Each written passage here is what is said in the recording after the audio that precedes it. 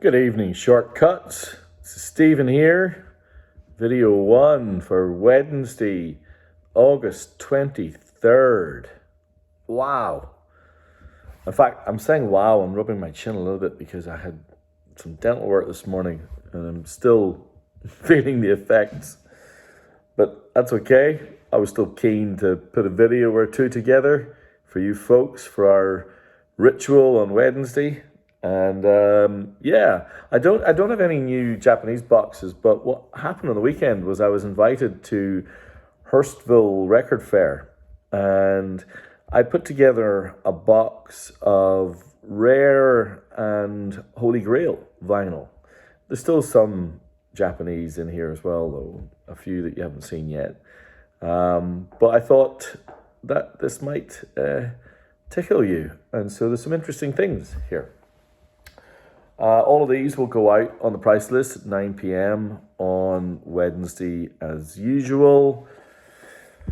I think for the first time ever, my first 4 records are not Japanese.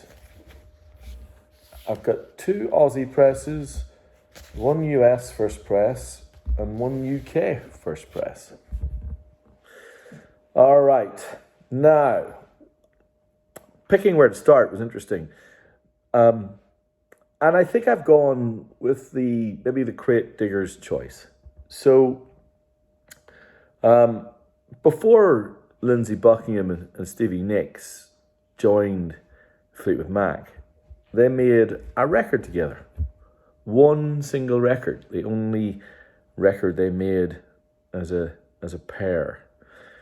Released in 1973. Its 50th anniversary was very recently ago. And it's still somewhat of a controversial release in that it has never been repressed on CD and only had a very random and weird repress in Europe, I think sometime. From Wikipedia, it's a bit odd. I can't really make head nor tail of it, but mostly, the only way to get your hands on it is through finding an original press from 1973. And as it turns out, not many of those floating around. But there is one. Buckingham Nicks, 1973. This is the Aussie first press. Isn't that sleeve spectacular? And then on the back, for those of you who haven't seen this before, it's got almost like a negative of the image. What's even more bizarre about this record is that you can't stream it. It's not on Spotify. I don't think it's on Apple Music either. It's somehow been left somewhat bereft. And I don't really understand why. Because you can completely hear why they became megastars in Fleetwood Mac and why the folks in Fleetwood Mac would want them in the group. It's great. It really is. And there's some songs on this that if Stevie Nicks, oh man, songs like Crystal or the opening track of side 2, Don't Let Me Down Again. I mean, they're just amazing songs. A very rare and hard to find record. The only issue with this record is there's a little bit of sleeve wear or edge wear just there. Other than that, the vinyl's great. Beautiful copy. Just hard to find. Oh yes, and it has the insert.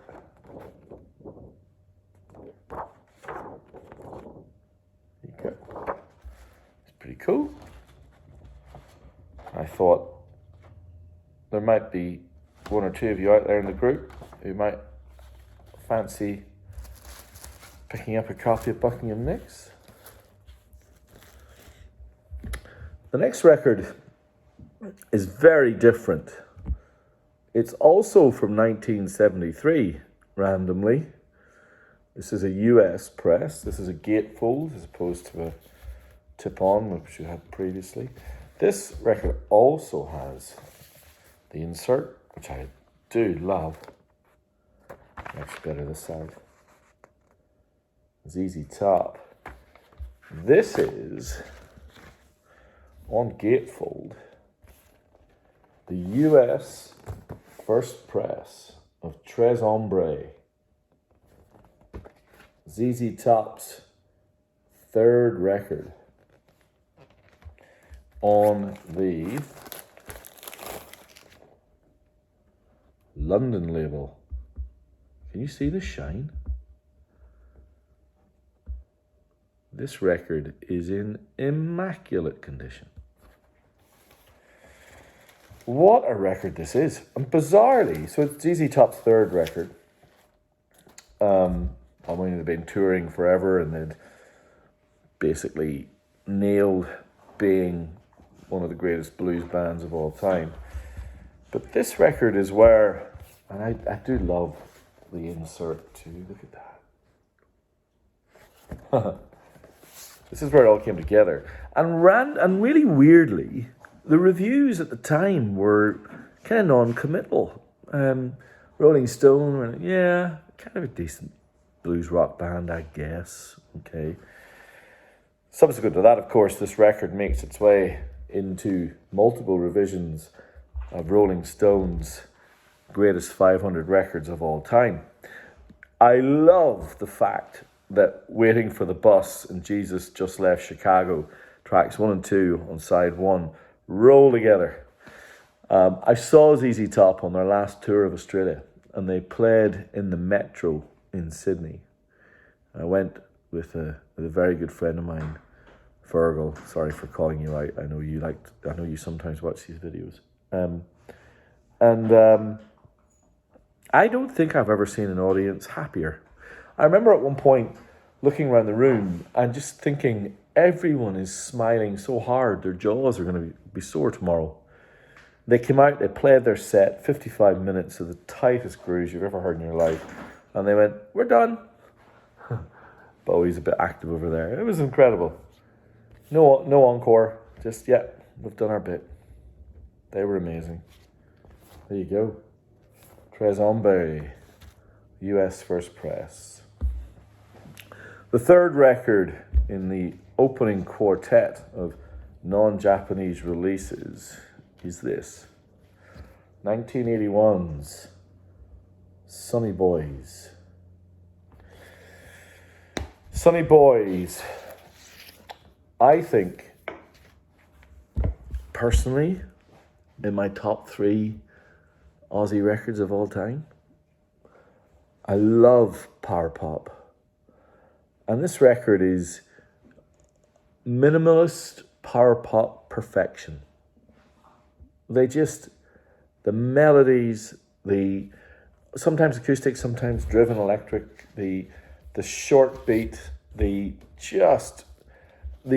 unshakable rhythm section.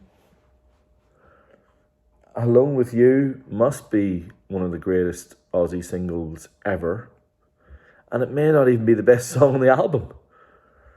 Oh man. It's a great record. And this is a really nice copy. It's really hard to find. The ringwear that you can barely see there, typically these sleeves were really poor quality and they totally disintegrated, particularly on the spine. But this one's strong VG+. The insert, the sleeve is great. The vinyl's great. It's a fantastic copy. If you don't know or have Sonny Boys, let some Sonny Boys into your life. You'll be happy. All right, the fourth and final non-Japanese pressing for this video is this. The UK first press of The Ultimate Sin by Ozzy Osbourne. Bowie, what are you doing? This is Ozzy Osbourne, Jake E. Lee, Phil Soussan, and Randy Castillo on drums. I think this is his 4th solo album. This is the one that I remember. This is how I got to hear about, when I was a kid, about Ozzy Osbourne. The Ultimate Sin was a big hit in Ireland. It was huge. And this record was everywhere, even with its slightly silly, demonic imagery. Look at Ozzy on the back. Isn't he great?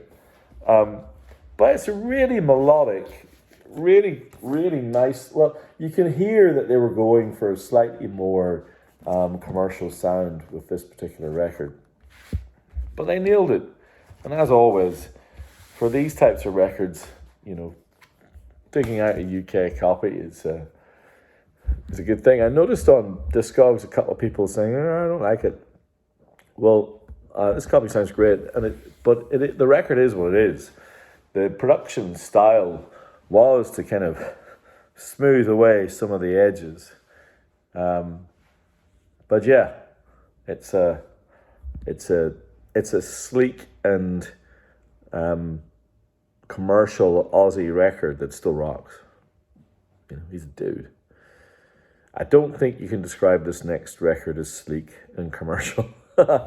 This is Neil Young's Tonight's the Night. Japanese first press with the inner and the photograph of Danny Whitten, Neil Young's best friend, who died of a heroin overdose and whose death just permeates that entire record. In my view, one of the top 10 records of all time. I think it's incredible. It's sloppy. It's sometimes out of tune. But it is the sound of four mates pouring their heart out about a lost buddy and creating some of the most moving guitar music ever made. The Ditch trilogy is an astounding achievement. And so this Time Fades Away, and of course the equally magnificent On the Beach. This one starts with Tonight's the Night and finishes with Tonight's the Night Part 2, where Neil Young describes a new dawn. He says, early in the morning at the break of day, he used to sleep until the afternoon. If you never heard him sing, I guess you'd want to soon. Because people, let me tell you, it sent a chill up and down my spine when I picked up the telephone and heard that he died out on the main line. It's amazing stuff. This record has World on a String, which became a cornerstone of the acoustic MTV Unplugged record that Neil Young kind of sprung a new career out of. It also has Borrowed Tune and Albuquerque, some of my favorite Neil Young songs. I can't recommend that record highly enough. It's wonderful. Now, some of you have been asking for one of these. Now, these are hard to find and they're expensive, so I'm going to have to unapologetically say this thing's expensive.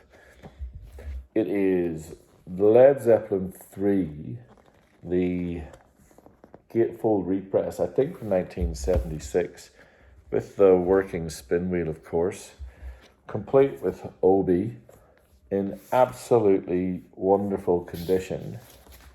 And it contains this.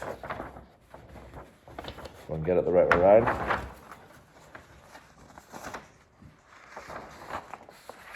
A really cool, in fantastic condition, Led Zeppelin 3 Japan only poster with Obi insert poster. The record looks unplayed to me. It's as good as it gets. Now, some interesting ones to come. Oh, actually, I might show you this because they're kind of a pair. I also have the same series repress of Led Zeppelin 1 with insert and Obi. This one's got a little bit of foxing, a little bit of humidity spot on the front cover. Unlike the Jet 3, which is near mint all round, this one's definitely a VG plus sleeve. Still fabulous though. All right, there are 5 records to go. One of which we saw recently that I just wanted to tell folks I got again because it was so popular. But I'm going to start with this. Simple Minds, You Gold Dream.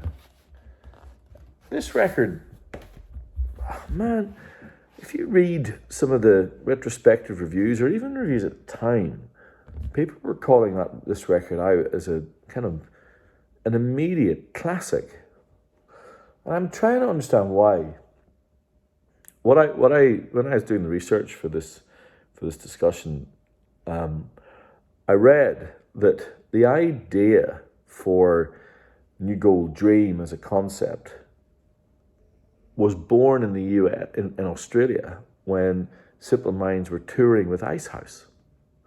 And I thought, actually, I can hear they're cut from similar cloth. Now that kind of is in my mind, I can hear Icehouse songs and Simple Minds songs and think, yeah, okay, I hear that. In fact, I listened to New Gold Dream and I think they sound a bit like Icehouse. Certainly Icehouse clearly were an influence. But this one, took off the back of Promised You a Miracle and the links to the Breakfast Club and all those kind of amazing things. But at the time, it was considered to be a stunningly realized pop record. And you know why I hear that? It's very melodic, it's got clear singles, they knew what they were doing. I also kind of love the fact that Bono has, particularly called out the fact that he was influenced by this record when U2 were making The Unforgettable Fire. Japanese pressing of New Gold Dream. Okay, we've got a few records to go. This is one of my favorites on tonight's list. This is Cruising. So Al Pacino was a pretty adventurous actor in the 70s. That changed in the 90s and onwards, but in the 70s, the likes of Dog Day Afternoon and obviously the Godfather trilogy, or Godfathers 1 and 2, but this Cruising, he played an undercover cop who went into effectively the gay underground, I think of New York, I'm pretty sure it was New York. This had Paul Sorvino and Karen Allen in it. Music by Jack Nietzsche. Directed by William Friedkin, who passed away very, very recently, and of course was most famous for directing The French Connection and The Exorcist. And this image, I guess, isn't a mile away from the priest staring down in that open window on The Exorcist. But Cruisin' is interesting because the soundtrack was based out of a whole bunch of bands that came out of CBGBs. So Willie DeVille, The Germs, Mutiny. So it's kind of like, Heat of the Moment, the opening track, Willie DeVille, The Cripples, John Hyatt, Mutiny, The Germs, Lion's Share, The Cripples. Really cool record. I love it to bits. I've got my own copy. All right. A couple others that I really like as well. I found that I got a duplicate of this. So Aerial Ballet is Harry Nilsson's third record. This is the Japanese first press. You can see no insert, but the Japanese descriptions of the record on the back sleeve. This was probably the record where Harry Nilsson just kind of started to realize his talent in a way that maybe even surprised him. Of course, it's got Everybody's Talking and One on it. Amazing songs. Everybody's Talking by Fred Neil, and everyone thinks it's a Harry Nilsson song. But One went on to become a cornerstone of Paul Thomas Anderson's great movie Magnolia, and Amy Mann sang that song, covered it magnificently. But the original record is just a perfectly realized, short, chamber pop exercise of just little nuggets of gold. This record's wonderful. I noticed that the MP are doing a whole series on Harry Nilsson. I do wonder whether Aerial Ballet will feature. I love the sleeve. I love everything about it. I've given this record to at least 9 or 10 people. It's just one of those ones that I love. As is this. This is one of my favourite Prince records. This is Parade, the last record of 3 that he did that was kind of christened Prince and the Revolution. Of course, the soundtrack to Under the Cherry Moon. I'm going to probably controversially say that I prefer this record to his other famous soundtrack, Purple Rain. I think Parade is a better record, albeit Purple Rain, the title track, is an absolute stone cold, utter classic. But I really like Parade. I think that the tracks run together, it just makes sense. The band are on fire. It's a beautiful thing, beautiful sleeve, great copy, Japanese first press. Talking about Japan, I'm found another one of these, thank God. This was snapped up. This was Japan, the singles, of course, with that amazing blue transparent vinyl and that huge inner image. Find another one of these. Whoever gets in first gets it. It sounds so good. I forgot how good Japan were. And I really like this insert. You can see it there. And then the signatures of David Sylvian and the rest of the band. Steve Jansen, Richard Barbieri, Rob Dean, and Mick Karn. This is a really beautiful thing. And I don't quite know how the Japanese did it, but particularly their transparent vinyl plays really well. Japan, the singles. There you have it. Some rock, some metal, some pop, some soundtracks, some funk from Prince. There goes list 1 for Wednesday, August 23rd. Hope you enjoyed it. Leave a comment, as always. I love how many people are now watching these videos. If you want to participate in the club, send me an email. It's in my channel notes. Shortcuts Records AUS at gmail.com. Join the list. It'll go out pricing at 9 p.m. on Wednesday, as always. Thank you so much for watching. Thank you. Bye.